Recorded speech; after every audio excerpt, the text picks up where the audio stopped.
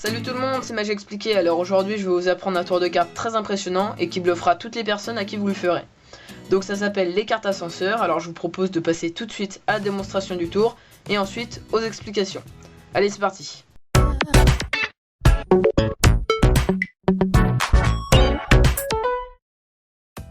Alors pour ce tour, j'ai au préalable posé en première position l'As de pique, le 2 de pique, le 3 de pique et enfin le 4 de pique. Voilà. J'utilise un jeu totalement normal et bien sûr mélangé comme ceci. Voilà.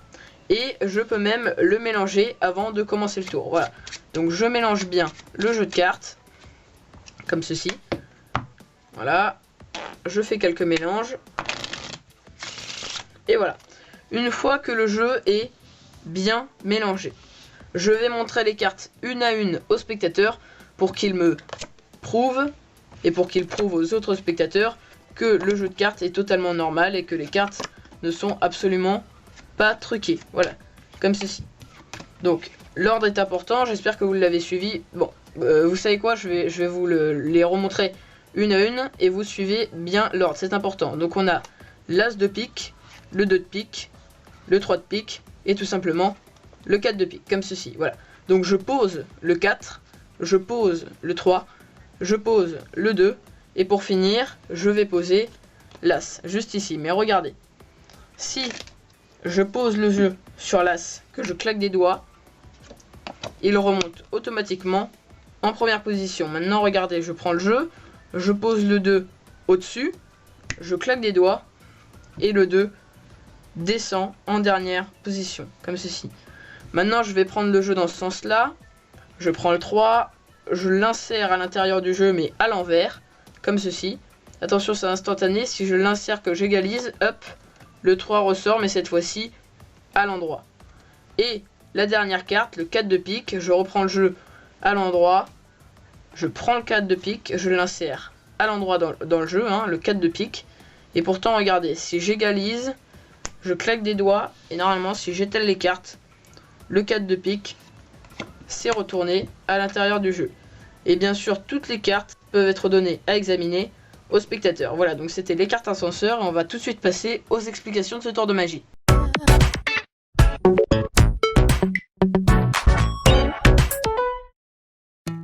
Voilà, donc on se retrouve dans les explications de ce tour de magie, qui est vraiment un très beau tour, très impressionnant et vraiment bluffant. Donc on va utiliser un jeu de cartes normal, là-dessus il n'y a pas de problème. Et on va, avant de commencer le tour, prendre l'As, le 2, le 3 et le 4. Mais il va aussi y avoir une cinquième carte qu'on ne montre pas tout simplement aux spectateurs dans la démonstration. Et ce n'est autre que le 5. Alors moi j'utilise du pique, mais bien sûr vous pouvez utiliser du carreau ou du trèfle. Mais si vous utilisez simplement du carreau, du trèfle ou du cœur, il va falloir mettre toutes les cartes en cœur, en carreau ou en trèfle. Voilà. Mais on va rester sur le pique donc. Vous allez placer le 5 en dernière position, comme ceci, voilà.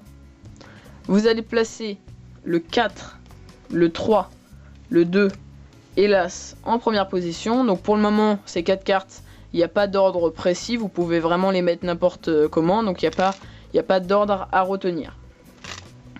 Ensuite, on peut rentrer sur scène donc et présenter notre jeu aux spectateurs. Alors, on lui dit qu'on a au préalable posé en première position l'As de pique, le 2 de pique, le 3 de pique et le 4 de pique, comme ceci.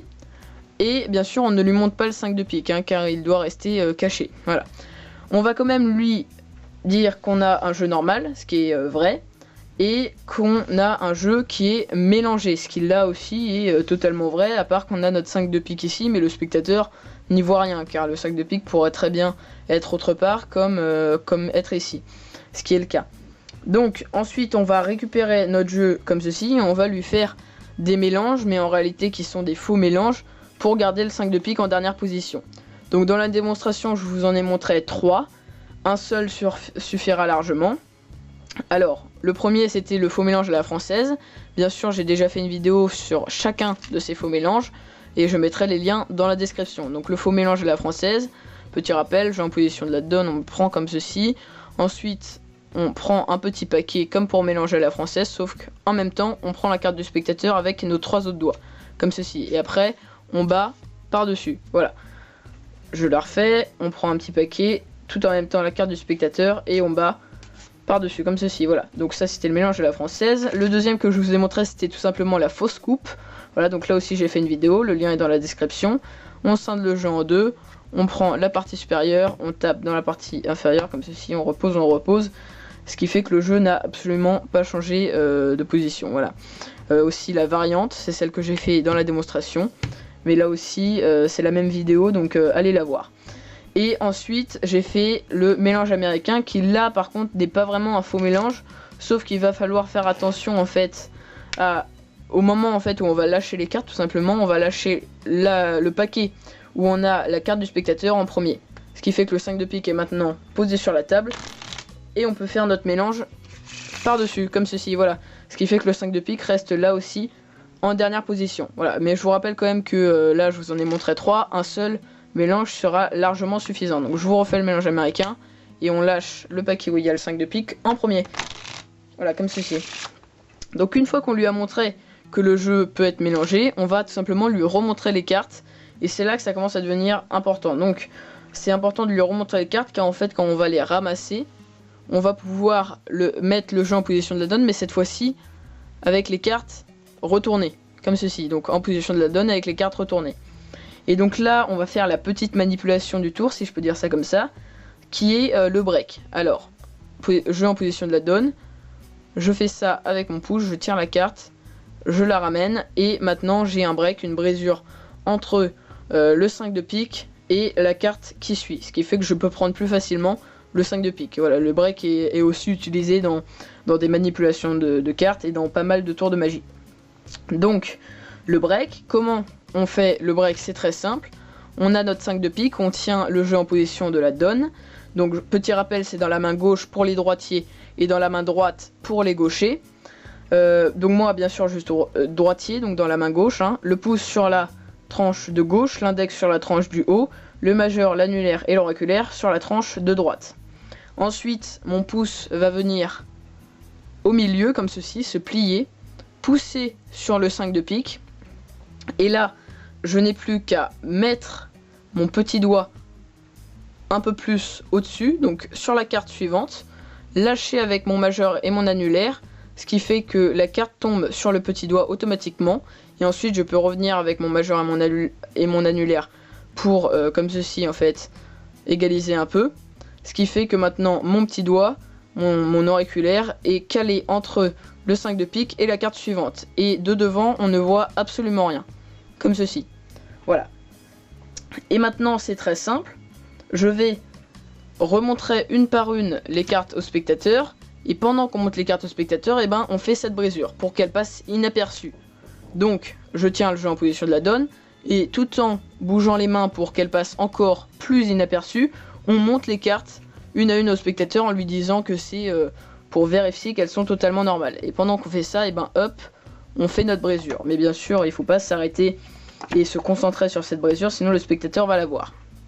Ensuite, on peut mettre, et là l'ordre devient important, donc on met le 4 sur la table, on pose le 3 par-dessus, le 2 par-dessus et l'As par-dessus.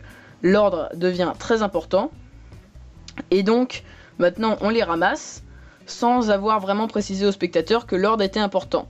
On peut les reposer et dès qu'on les a posés, on demande au spectateur s'il a vraiment bien suivi l'ordre, car il était important. Le spectateur généralement dit non, voilà, ou même s'il dit rien, vous allez quand même lui dire « Bah tu sais quoi, je vais te les remontrer une fois pour que tu comprennes bien. » Et donc là, on va repartir avec le jeu de cartes, sauf qu'on va prendre le 5 de pique tout en même temps. Voilà, donc on prend notre brisure avec. Ce qui fait que maintenant, le spectateur croit qu'on reprend l'As, le 2, le 3 et le 4 de pique, sauf qu'on a le 5 de pique en dernière position. Donc on lui remonte les cartes une à une, on pèle l'As de pique, on le retourne, on pèle le 2 de pique, on le retourne à l'aide du jeu, le 3, et on va pas faire ça pour le 4, sinon il va voir qu'on a le 5 derrière, voilà. Donc pour le 4 c'est très simple, on le pose sur le jeu, on l'attrape bien avec notre pouce, derrière on essaye que ce soit plat un maximum pour bien tenir le 4, ensuite avec notre autre main on vient et on le retourne, comme ceci, voilà. Il faut vraiment y aller avec délicatesse pour pas que le 5 se découvre. Ensuite, on lui dit tout naturellement qu'on pose le 4 alors qu'on pose le 5, vous l'avez compris. Ensuite, on lui dit qu'on pose le 3 alors qu'on pose normalement tout simplement le 4. On lui dit qu'on pose le 2, vous avez compris, ça c'est toujours avec une carte de décalé. Et pour l'As, on va pas lui dire qu'on pose l'As en le prenant comme ça, sinon là aussi il va voir qu'on a une carte en plus. On va tout simplement prendre le soi-disant As, lui montrer comme ceci, As de pique, on reprend notre jeu, on pose l'As dessus, et là on prend la première carte, qui n'est plus l'As, mais qui est le 2 de pique. Voilà. Et donc à partir de maintenant, c'est un tour qui devient automatique. On pose le jeu sur le soi-disant As, on claque des doigts, et l'As, comme par magie, remonte.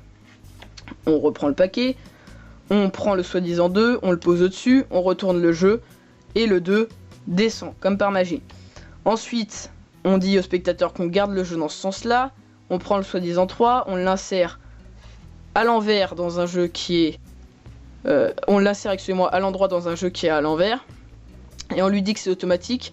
Dès qu'on rentre et qu'on égalise, le 3 ressort automatiquement à l'endroit. Et donc là, ce qu'on fait en fait, c'est tout simplement qu'on prend comme ceci avec nos mains la première carte. Voilà, on la prend comme ceci et hop, on la prend assez rapidement. Tac, comme ceci. Et le 3 ressort automatiquement à l'endroit.